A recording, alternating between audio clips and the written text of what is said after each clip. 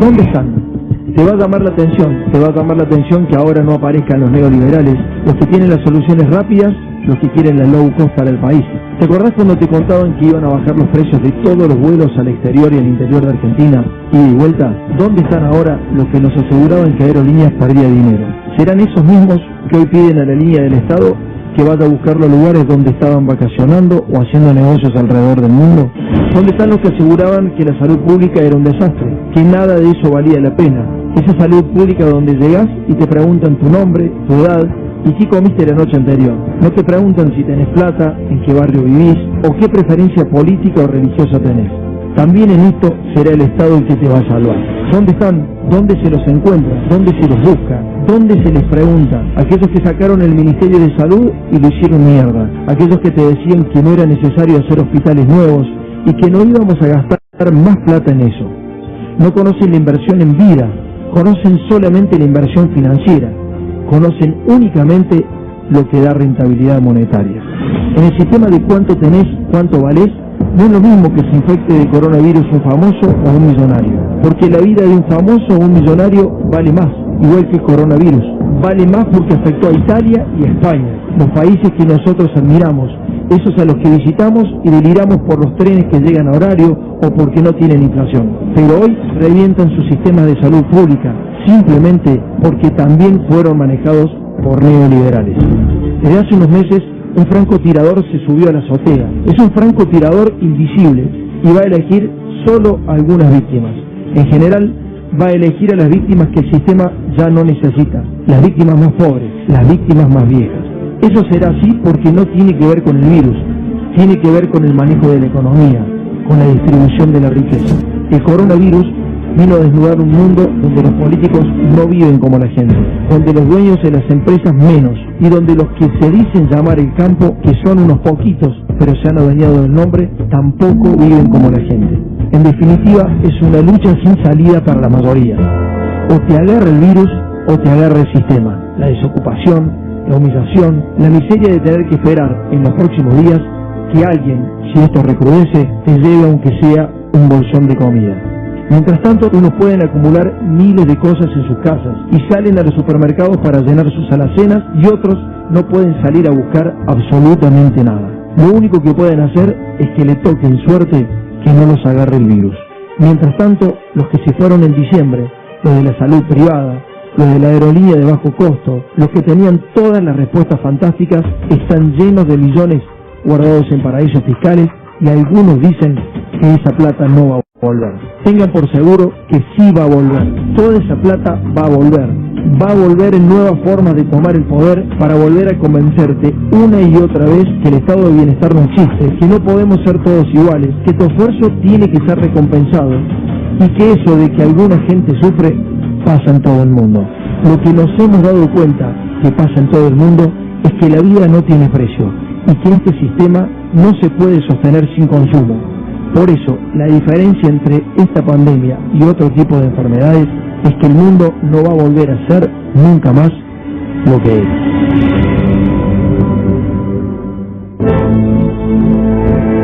Buen día, amigos. El día está precioso y prometería que vamos a encontrarnos en una jornada mejor, pero estoy todavía impactado porque aunque lo había escuchado anoche cuando le pedí al equipo de producción que tomáramos esta notable presentación de ADN, el programa de Tomás Méndez y su magnífico equipo, quizás me emocioné y me enamoré del contexto general, pero ahora lo pude disfrutar un poco más aquí en mi casa, desde donde estoy participando en el programa de la segunda mañana de las 7:50, después de Caini, que hoy hizo un programa espectacular, y antes de Claudio Villarruel. Aquí estamos escuchando esto que es una síntesis formidable, muy literaria, además de ADN. Así empezó su programa anoche. En un ratito vamos a estar escuchando una primera nota que realizó en una jornada muy inspirada de un programa que hoy va a tener 2 horas en C5N, vale la pena resaltarlo, porque se trata de una gran propuesta televisiva y lo venimos diciendo desde hace mucho tiempo, saben ustedes. La apertura tiene que ver con el sistema, con lo que teníamos hasta el 10 de diciembre. Estremece ciertamente pensar lo que hubiera ocurrido con la Argentina si teníamos, por ejemplo, a Macri y las mentiras de Marcos Peña, la insensatez, la frivolidad, la tontería que se había hecho cargo de la República Argentina. Y como dice en el final ese brillante análisis de Tomás, cuidado porque tienen muchísimo dinero, apartaron mucho dinero, y con esa plata y con los medios de comunicación de por medio, que cobran por eso pero además cobran por todo lo demás que se llevan, van a querer volver. Y tenemos que por lo menos aprender de esta época quiénes son los que pueden verdaderamente paliar situaciones como las que se están presentando ahora, pero también la de todos los días, porque fue una especie de matrivirus el que hubo que sobrellevar hasta el pasado 10 de diciembre en la Argentina. Piensen por un momento que fuera Dietrich o Duhovne o Macri los que estuviesen a cargo de nosotros. Piensen por un momento las mentiras dichas desde los templos del mal de los medios de comunicación. Estamos en mejores manos, esto es indudable. Nada más ver la forma en que se está trabajando desde el Estado y la rápida contención que se ofrece a los más desventurados, como para poder pensar que estamos en buenas manos, y esto no implica que de buenas a primeras se van a curar los que estén enfermos, no se van a enfermar los que ya están, por otra parte, enfermos, que son las cifras que todavía tenemos cada día. Seguro que estamos jugando bien, no hay otra manera de jugar. Estoy mirando números que tienen que ver, por ejemplo, con China. 81.000 infectados, 70.000 ya están curados. Y quedan unos pocos, pero muy pocos. Aplanaron por completo los indicadores. Ahora el problema está más que nada en Europa. Y lo tenemos también nosotros. No quisiera subrayar demasiado que la cifra es, para la problemática mundial, una cifra que tiene que halagar a la Argentina todavía. Por supuesto que ustedes entienden el sentido figurado de la expresión. 97 personas que están enfermas, de las cuales 3 han muerto. Ayer murió una persona más de 64 años. Pero los números, en comparación con cientos y cientos en el resto de América Latina, en varios países, Brasil, Chile, y miles en Europa, donde está en estos momentos el epicentro de la pandemia, están hablando de una situación que con un poco más vamos a poder controlar. Y hay tanto, pero tanto en juego, que hay que meterlo para adelante. Y a mí me parece, no sé ustedes, pero en cada uno de los habitantes de este programa, ya sea los que lo hacemos o los que lo escuchan, hay una célula que seguramente está muy dispuesta a trabajar así, que finalmente es lo poco que se nos pide. Es verdad, en algún sentido puede ser mucho para algunos, pero en la realidad es poco. Quedarnos en casa, aprovechar de casa, caminar la casa, ver la casa, descubrir la lamparita que ilumina menos y entretenernos con eso, o entregarnos al libro que nos debíamos, o a los programas que tienen que ver con la música, o escuchar, por supuesto, la mañana. El que te va a buscar siempre es el Estado, y eso es lo que contenía esa maravillosa presentación realizada ayer por los colegas y amigos de ADN, que inmediatamente me surgieron deseos a través de Paula Orman, Alan Longe, Julián Capazo, Juan Derbencis, de compartir con ustedes y ponerlo en el aire con el Negro Altieri, mientras esperamos el primer contacto desde las calles con Mauricio Polchi. Hoy nos va a venir al programa personalmente Fernando Borroni, y va a hacer su columna por teléfono. Y el humor lo va a hacer Stoppelman por teléfono, y una especie de conducción intentaré yo también desde mi casa. Y se puede venir una cuarentena todavía más firme. Vamos a ver cómo se resuelve eso en términos radiales. Pero todo lo que se haga merecerá ser acompañado. Todo. Absolutamente. Y mientras tanto, pensemos en el Estado. En ese Estado que sale a buscar a miles, decenas de miles de argentinos esparcidos por el mundo y que no pueden volver. Por eso es bueno escuchar a ese gran luchador y a uno de los tipos que más sabe de un tema concreto que yo haya visto en mi vida, que se llama Pablo Viró, tan perseguido y estigmatizado en determinado momento como toda Aerolíneas Argentinas. Mirá lo que es Aerolíneas, eso es la línea de bandera, ese es el orgullo que tenemos que sentir cuando vemos un vuelo pintado como el de Aerolíneas en el espacio. Esto es lo que también puede llegar a representar la Argentina, un avión que levanta vuelo y un avión que aterriza, sale a buscar y cuando vuelve te trae argentinos. La gente de Aerolíneas tiene pintada la bandera en el corazón. Los auxiliares, los jefes de cabina, los comisarios empezaron su jornada laboral a las 4:30 de la mañana de ayer. Tienen bastante más de 24 horas encima y atendían pasajeros que por ahí presentaban síntomas o declaraban algún síntoma con una sonrisa. La verdad que resulta inspirador. Es todo un símbolo lo de Aerolíneas, es el Estado presente. De verdad que la vida de esos argentinos que están en aeropuertos, en hoteles, ya sin dinero, como cuando se termina cada viaje, desesperados por reencontrar a la familia, a los amigos, el argentino que sea, para decir estoy aquí, están en una situación verdaderamente muy, pero muy compleja. No hay manera de traerlos si no es por Aerolíneas Argentinas. Y a propósito de entrada de gente al país, anoche también en ADN apareció en una nota de Tomás con Sarina Frederich, la ministra de Seguridad, apareció una cifra que va a desprenderse de la conversación verdaderamente asombrosa, como para justificar que estemos preocupados. Ministra, ¿cómo andás? ¿Qué tal, Tomás? ¿Se imaginaba esto en algún momento cuando aceptó ser ministra? ¿Se imaginó este momento? No, la verdad que no. Yo creo que ninguno de los que estamos hoy en el gobierno imaginó que íbamos a tener que atravesar una situación como esta y veíamos cómo iba ocurriendo lo que ocurría en China con la enfermedad, creyendo que no iba a llegar, ¿no?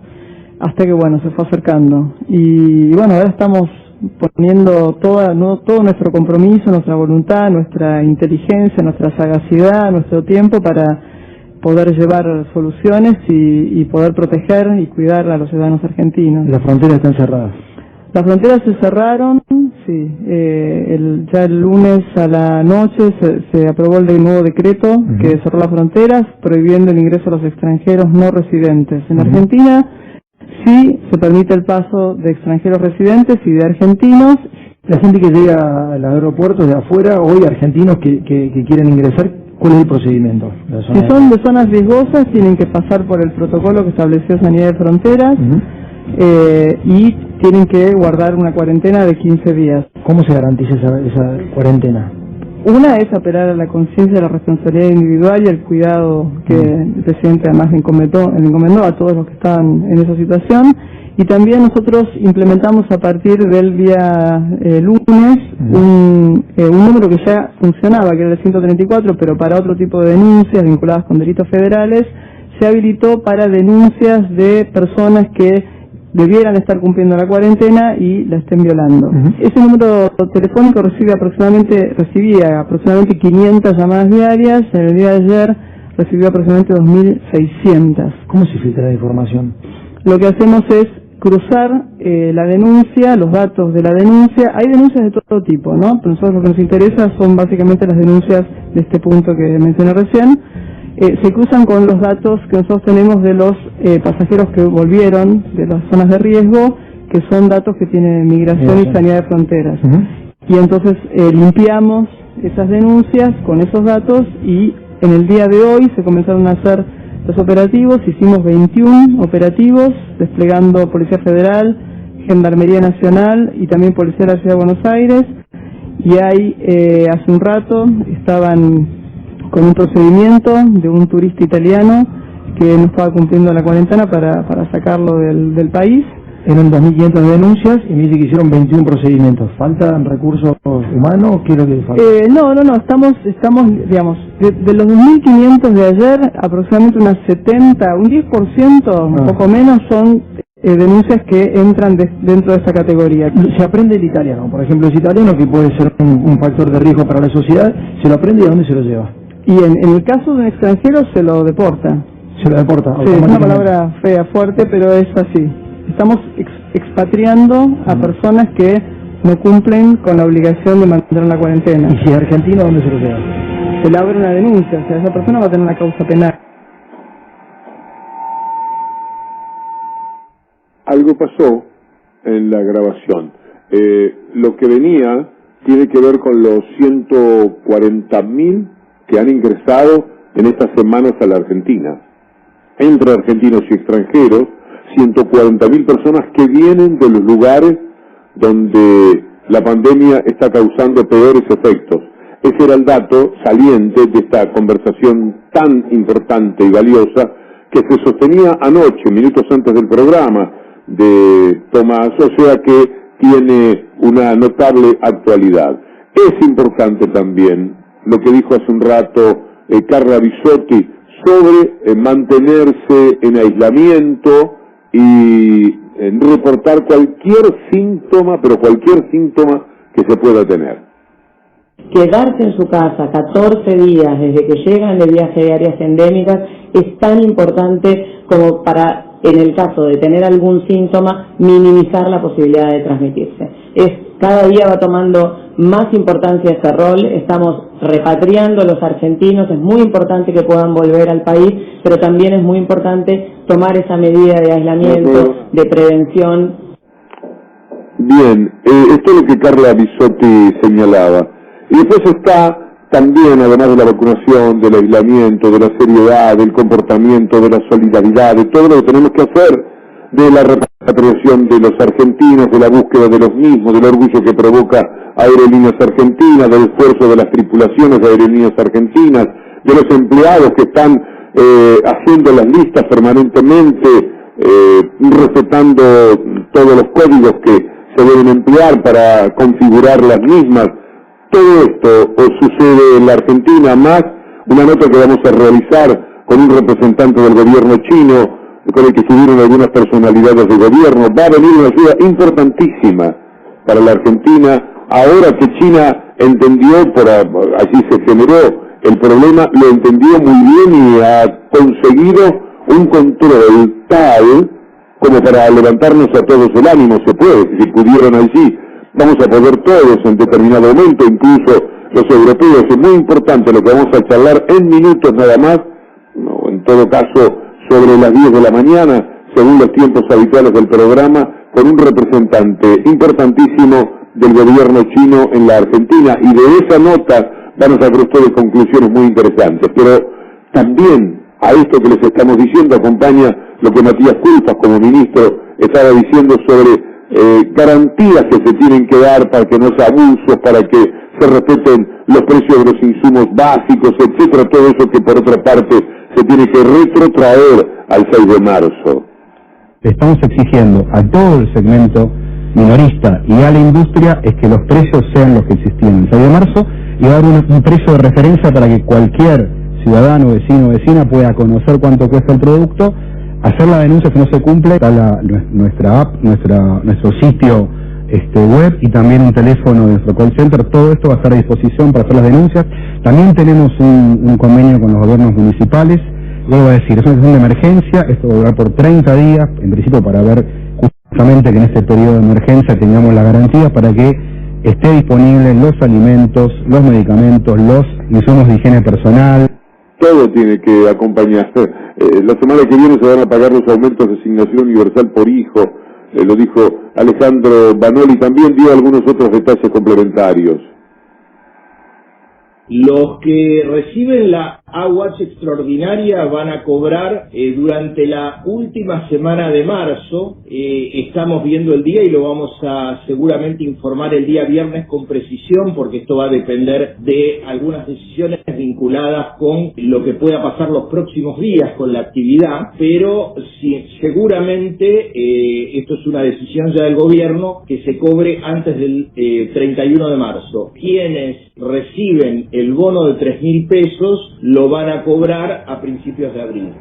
En un zapping para ver qué había en otros lados, anoche lo vi a Daniel Arroyo teniendo que responder una pregunta en la cual le señalaban que había habido ajuste, pero que ahora el gobierno cambiaba de actitud, y Arroyo respondió, el ministro, muy bien, no, aquello no fue un ajuste, aunque no usó esa palabra, dio una vueltita, porque en el templo del mal siempre los comportamientos, aunque sean importantes, siempre hay una especie de respeto, justamente en el sitio donde menos respeto se puede tener por nada, porque ahí está el intento permanente de destrozar todo lo que un gobierno de la impronta de la actual pueda querer hacer. Pero estuvo muy bien Arroyo respondiendo y diciendo, no, lo que se está haciendo es profundizar aquello que empezó en diciembre. No hubo un ajuste. ¿Cómo va a haber un ajuste si a los que están más abajo, a los que están en la última parte de la tabla de posiciones, les tiraron jugadores como para que se recuperen, como para que puedan ganar algunos partidos,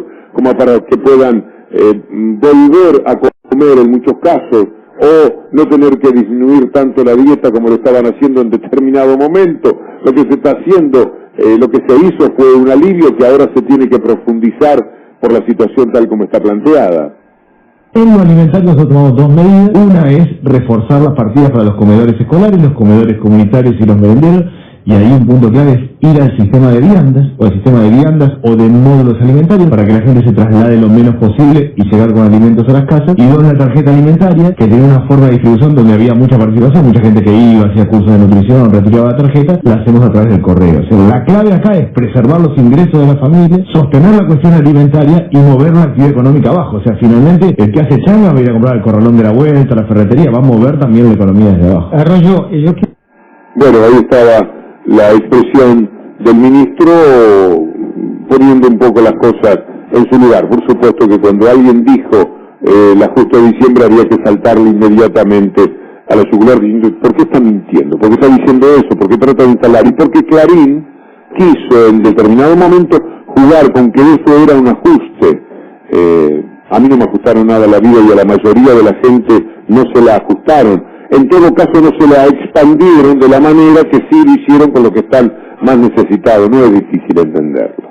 No hay demasiado trabajo intelectual para entender eso. Lo que puede haber es malicia para presentarlo de otra manera y para que aquel gobierno ajustador, bochornoso, vergonzoso, ladrón, que deprimió a la Argentina en los términos que lo hizo, tenga algún parecido con estos otros gobiernos. Si aquellos hacían un ajuste, caramba, estos también hacen un ajuste. Son tan sinvergüenzas, tan bandidos, que por supuesto siempre van a recorrer ese tipo de camino. Pero estuvo bien, de alguna manera, Arroyo. Cintia, estoy leyendo una nota de un abogado constitucionalista que se llama Andrés Gil Domínguez, que está preocupado porque constitucionalmente se está no cumpliendo. Cuando las provincias y algunas ciudades como Gualeguaychú han cerrado fronteras, es decir, tenés que hacer cuarentena si venís de otro lado a esas ciudades, dice que es inconstitucional porque priva el libre tránsito. Salieron más o menos cuando el que lo había determinado era Capitanich, ahora también tienen a Mendoza, en una situación parecida, y Mendoza para el periodismo nacional y para los constitucionalistas es otro palo desde el punto de vista político, ya se sabe. Pero esto también vendría a demostrar falencias que se pueden tener con las constituciones y la necesidad de ayornarlas. Estoy en el recorrido, naturalmente, que me llevaría a necesidades de reformar la Constitución. Fíjate que este ejemplo está mostrando que, como es una locura decir al gobernador no cierre en la provincia si esto le va a significar un beneficio en la lucha contra el coronavirus, ahí tenés algo que atrasa, ¿no? Bueno, no, lo que pasa es que estoy leyendo que no solamente Andrés Gil Domínguez, hay una batería de constitucionalistas que parece que se despertó con ganas de, no sé, iba a decir una frase coloquial, de zanatear, voy a decirlo para ser sutil, porque, a ver, ¿cuál es el punto? El punto de la Constitución, ¿qué diría? La libre circulación en las rutas de la Argentina está garantizada por la Constitución, porque el sentido es generar una unión, que las provincias no funcionen como países en sí mismos. Muy bien, aplauso para el constitucionalismo, eso es lo que dice la letra de la Constitución. Ahora, hay situaciones de excepción, siempre, acá se podría decir que hay una colisión de derechos. Cuando se corta una ruta nacional por una protesta, también entraría una, entre comillas, violación constitucional. Pero estamos hablando de una medida excepcional, en situaciones excepcionales. Yo no veo a nadie planteando una inconstitucionalidad por la decisión del cierre de las fronteras de Capitanich, que es la primera frontera que decide, la primera provincia que decide el cierre de sus fronteras por una situación de aislamiento. Así que me parece que tiene que ver con, no sé, salir en los diarios, generar debates, cambiar de tema. La verdad que es bastante difícil de pensar esto desde la letra del derecho positivo. ¿Qué es el derecho positivo? La letra de la ley pura y exacta. Bueno, acá estamos con un contexto de pandemia decretada por la Organización Mundial de la Salud. El gobierno va ampliando sin distinciones su cobertura, contemplando, como lo hizo desde el primer día, que hoy todos somos vulnerables. De eso se trata, contemplar la vulnerabilidad de los pobres en un primer momento, y ahora también de todos y todas en general, producto del virus. Desde ese lugar se construye, protegiendo, estimulando, sosteniendo, recomendando, intentando cuidar el trabajo, las empresas, aunque haya que seguir tomando medidas, por ejemplo, con los monotributistas, con los tacheros que dicen, che, no se olviden de nosotros, obvio, ampliando la protección social, creando contrarreloj e infraestructura sanitaria. La crisis deja en claro ciertas cuestiones. Como decía Westergel, el héroe no es individual, es siempre colectivo. El sálvese quien pueda, individualista, exacerbado por el macrismo, no da para más. No hay quien se salve como pueda frente a la pandemia. Y esa manera de entender la vida queda en un burdo upside de 1000 metros. El coronavirus exige respuestas colectivas inmediatas y profundas para perdurar y protegernos. Y a su vez, la corona de los privilegios que ciertos sectores obtienen como un virus también deben de construirse para darle paso a algo nuevo, amplio, generoso y de rostro humano. Brillante, Caimi a las 8, en Caimi a las 6. Muy bueno eso del Eternauta, además porque tiene el romanticismo no del héroe individual, que siempre es lo que el romanticismo rescata, sino del héroe colectivo. A mí, que una de las obras de teatro más emocionantes de toda mi vida es Fuente Ovejuna, esto que está diciendo hoy Eduardo Caimi me tocó especialmente. Al volver de una pequeña pausa de un par de minutos, vamos a estar recorriendo un poco de mundo. Italia, hacia el sur, donde tenemos también amigos. Por suerte, tenemos amigos donde pongamos el ojo en el mapamundi, así que estamos recurriendo a ellos para que nos cuenten. 7:50. La mañana. Una señal.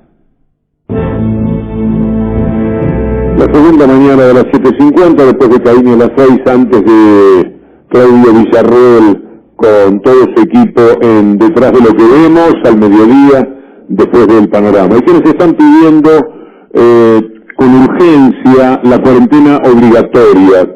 Con toda franqueza recojo voces. Pero por ejemplo leía que en España se han tomado medidas con las cárceles. Gente que va a cumplir condena en su domicilio. Hay cárceles, por ejemplo, donde sigue entrando la visita en la Argentina. Por ejemplo, el Instituto Penal Federal de Campo de Mayo, en la unidad 34 del Servicio Penitenciario Federal. El personal de seguridad no tiene otra alternativa que estar en contacto con los presos, pero los administrativos tienen un sistema de gestión documental electrónica y deberían estar trabajando desde sus hogares. La visita no se corta. Algunos de los militares que están presos salen a turnos programados. Los juzgados deberían prohibirlo. En es servicio solo, acata mandas judiciales. Hay mujeres, hay madres en una oficina cuando podrían estar trabajando desde su casa. Tomo nota de un mensaje que respeto por el contenido y por la procedencia. Pero ahora vamos a conversar con Francesca Chiappetta. Nosotros decimos Chiappetta, ya debe ser Chiappetta. Francesca es una amiga de muchísimos argentinos y también de quien les habla, y vive en Calabria, en lo que normalmente es un paraíso, pero que ahora se ha convertido en algo muy comprometido. Francesca, ¿cómo estás? Buen día. Hola, Víctor Hugo, un placer escucharte. Estoy bien, en realidad te estaba escuchando. En Italia también tuvimos muchos problemas con las cárceles, porque tuvieron como la gente que está adentro estaba muy nerviosa porque le pararon todos los encuentros con los parientes y ahora están tratando de como tener más tiempo para telefonar, para hablar por teléfono con las familias, pero ese es un tema importante de las cárceles que tocaste, también en Italia. Nosotros estamos encerrados como en una cárcel. En casa es bastante grave la situación, es grave porque es muy difícil entender que no se puede salir, que el problema de este virus es que la contaminación es muy rápida, así que uno tiene que parar totalmente para hacer que pare también la contaminación. Y en Italia, como saben, porque creo que lo sabe todo el mundo, es particolarmente grave. En el norte es como un desastre. Muere mucha gente, los hospitales están tratando de organizar de todo, pero no tienen suficiente gente que trabaje, lugares para las situaciones más graves. En Calabria estamos en un paraíso, pero en este momento encerrado. Como lamentablemente muchos chicos que estudiaban en el norte bajaron por el miedo de esta cosa que pasó de repente, y esto no fue una buena decisión porque contaminaron las familias, así que tenemos casos, pueblos totalmente blindados que no se puede ni entrar ni salir, y solo se puede salir para hacer la compra, pero una sola persona, y con guantes y mascarita. Esta es la situación acá. ¿Y hay disciplina? ¿Se está cumpliendo? Sí, hay disciplina, hay disciplina, pero tienen que ser muy firmes los gobiernos de las regiones, porque igual la gente entró en una sorta, cuando todo se paró, ellos empezaron a decir, sí, pero por ahí puedo salir por pasear una hora, y si lo hacen todos es un problema. Así que sí, están escuchando porque empezaron con como denuncias. Si te encuentran en la calle, no tenés el papel que demuestra que estás yendo, no sé, urgentemente en la farmacia o da un doctor que te tiene que atender, tenés como una multa grande. Hay militares en Calabria, pidieron el ejército para ayudar para estas cosas, porque el problema más grande es que no pueden, si la gente se enferma, y principalmente si los sujetos sensibles a este virus, ¿no? Son muchos, no hay lugar para curarlos. No hay hospitales, pero no creo que es solo de Italia este problema, es general, porque es masiva la cuestión. Y además no se entiende quién se enferma más de otro, es como que quién tiene el sistema inmunitario más bajo. Y esto, ¿cómo lo sabes? Así que es una incógnita. Lo único que nos queda es esperar y estar encerrados para ver si pasa. Francesca, aún en esta circunstancia, gratísimo escucharte. Un fuerte abrazo. Un fuerte abrazo a todos mis amigos y a vos y a toda la Argentina. Cuídense mucho. Francesca Chiapetta, una amiga que desde Calabria, tantos y tantos calabreses que seguramente se emocionan de escuchar una voz de quien vive en Calabria y tiene muy frecuente contacto por diversos motivos con la Argentina, pero ahora está allí y viviendo las circunstancias que tan bien ha detallado para nosotros.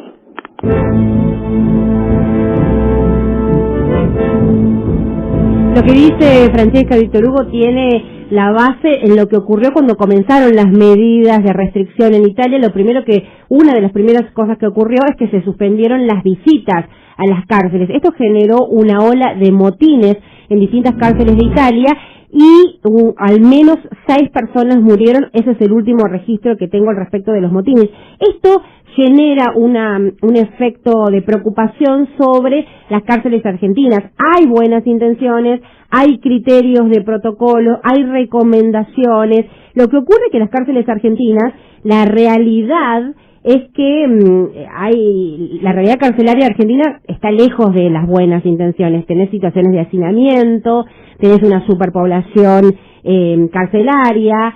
Hay un tema también con la población, la población de riesgo. Si bien hay personas adultas mayores en población de riesgo, hay pedidos, por ejemplo, de la familia del propio Luis D'Elia por su situación médica y clínica de prisión domiciliaria.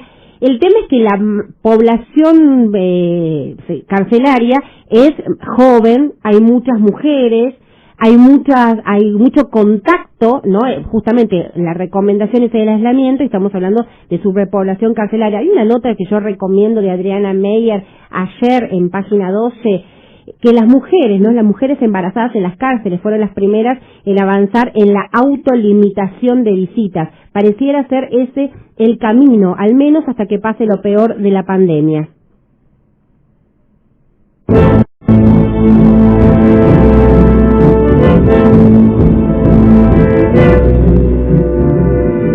Estamos esperando otros contactos internacionales. Este me dejó particularmente interesado por lo que en Italia está sucediendo, siendo Italia el país que más ha conmocionado. Al mismo tiempo, hablo leyendo sobre lo que dice ese constitucionalista citado por algunos de los diarios. Alguien con mucha autoridad me dice, es una pavada. Lo que prohíbe la Constitución, Cintia, es establecer aduanas interiores. Las provincias tienen el poder de policía, todas las provincias tienen regulaciones fitosanitarias para la entrada de productos del mundo vegetal y animal a su territorio.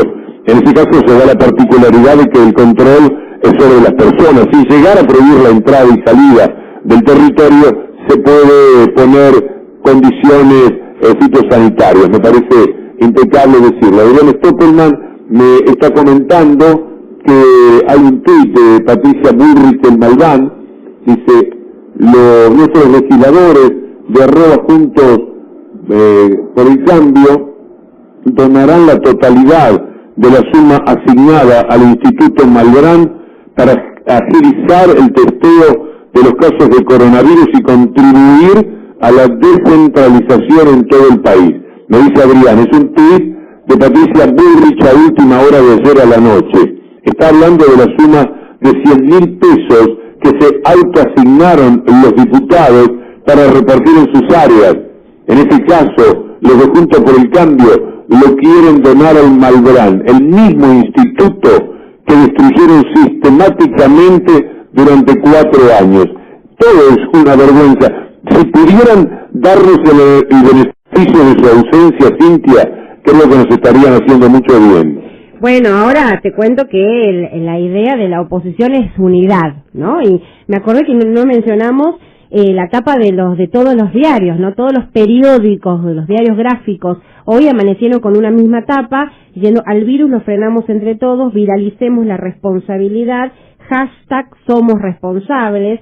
El hashtag es ese numeral con una leyenda unificadora para viralización en redes sociales.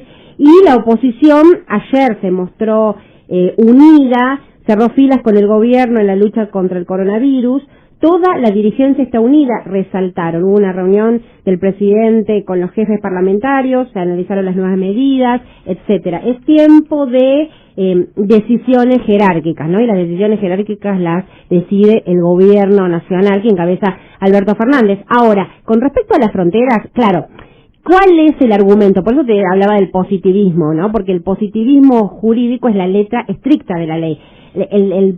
Digamos, la regla es la libre circulación.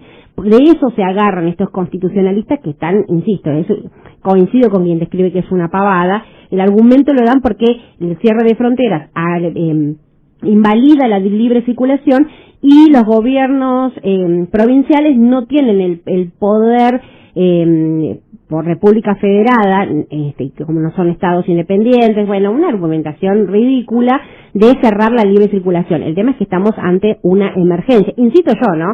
¿Quién se animaría de estos constitucionalistas a ejercer un pedido? Porque acá, ¿cómo se solucionaría la cuestión? ¿Crees que algo es inconstitucional? Presentás un pedido de inconstitucionalidad ante cualquier tribunal. Sería ridículo. Estaríamos en una situación realmente ridícula. Está muy activo. Me cuenta que algunos hospitales del Reino Unido, está leyendo el diario de Independent de Londres, algunos hospitales están a horas de quedarse sin equipos de protección para su plantel médico y de enfermería. Faltan antiparras, visores, barbijos, batas de manga larga, y la demanda a nivel país creció un 2000%. Mirá ese Boris Johnson tan sobrador como estaba. Según los médicos, los barbijos conocidos como FFP3, los necesarios para tratar el coronavirus, se están acabando en todo el país. Solo se consiguen otros que no son útiles para el tratamiento. En algunos hospitales están comprando antiparras industriales para paliar la situación. Hay reportes de personal médico teniendo que salir a comprar barbijos en supermercados porque las autoridades no se los brindan. Hace semanas desde el ministerio nos dicen que hay stock. No es cierto, no lo hay, reveló una fuente médica. Según el diario de Independent de Londres, el gobierno debe incrementar sustancialmente la producción de barbijos y protección, etcétera. Esto es lo que Adrián, desde su casa, en un rato lo vamos a tener con un poco de humor, nos está también traduciendo sobre lo que pasa en el resto del mundo, el que no habla nuestro idioma. La cobertura de todo lo que está haciendo Aerolíneas Argentinas con la repatriación, me doy el gusto de saludar a Julia Estrada, la doctora Julia Estrada, que nos visita en estudios para hablar también de lo que económicamente subyace a raíz de toda esta situación. Julia, bienvenida como siempre.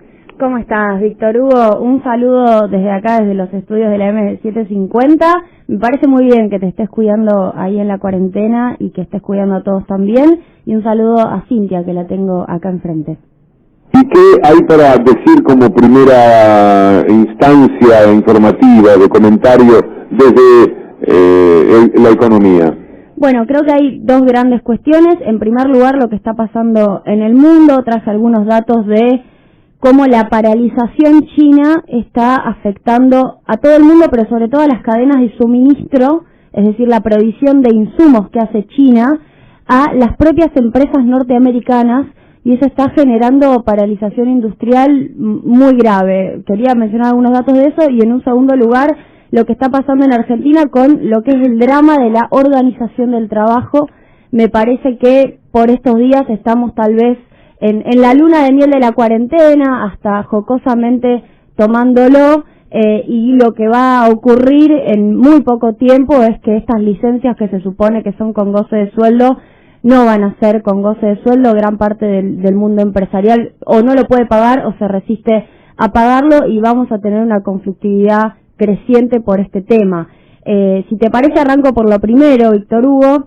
En el caso de China, lo que encontramos es que China en el año 2002, por ejemplo, era tan solo el 4% de la producción de insumos del mundo.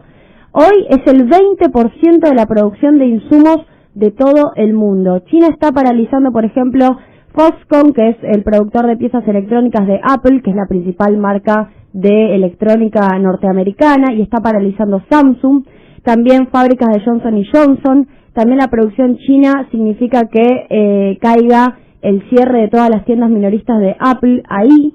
Adidas y Nike redujeron las operaciones en China, que es el principal lugar en donde están trabajando, produciendo, y por ejemplo Coca-Cola, si se prolonga el cierre de fábricas de China, afectaría la provisión de edulcorantes como los Light y la Coca Cero, que también se fabrican en ese país.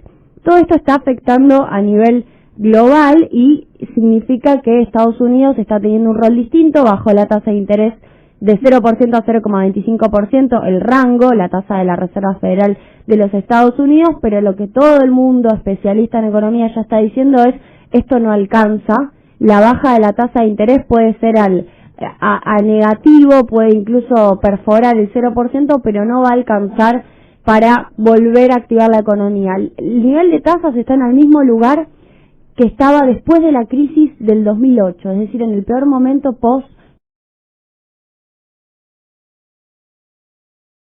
quiebre de Lehman Brothers. Evidentemente falta algo más.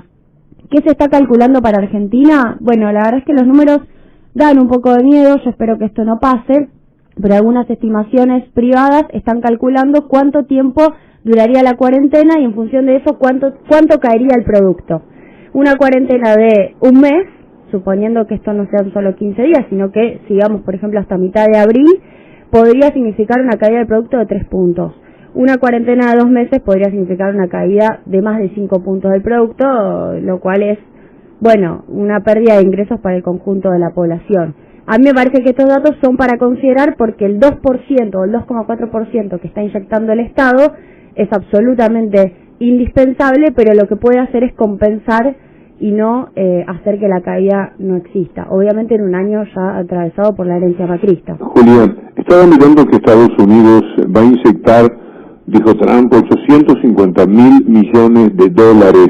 Lo mismo que se hizo aquí por parte del gobierno de Alberto Fernández, se va a hacer en varios países.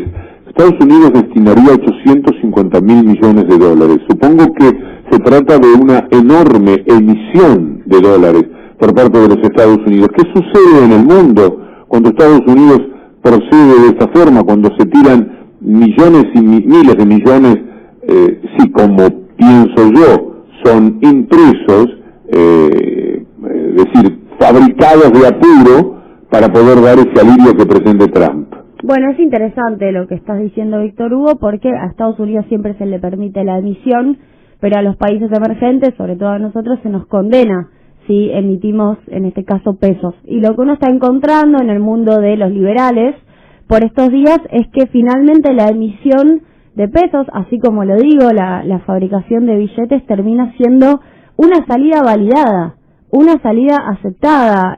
Hace unos días, quien trabaja con Melconian en su consultora, básicamente decía eso, de esto se sale con emisión.